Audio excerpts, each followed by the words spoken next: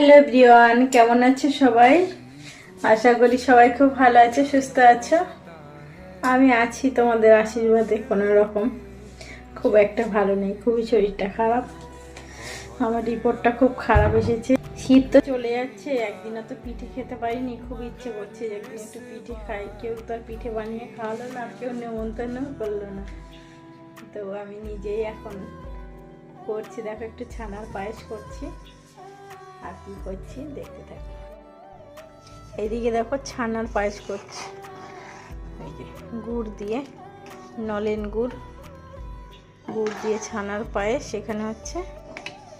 আর এখানে দেখো কি করেছি, এদিকে দেখো ব্যাটারটা গুলে রেখেছি। এটা দিয়ে একটুখানি পাটি সাপটা করবো, যে কটা হয়। কি দিয়ে করবো জানো? এই দেখো কি এনেছি,